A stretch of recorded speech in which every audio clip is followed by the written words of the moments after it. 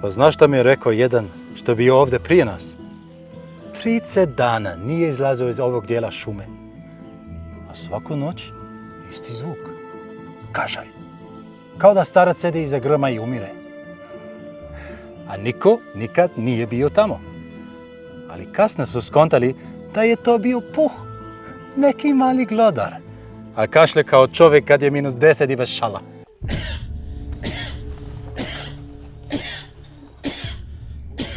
Čuješ ti to? Čujem. Pa isto to što je on opisivao. Isti kašalj.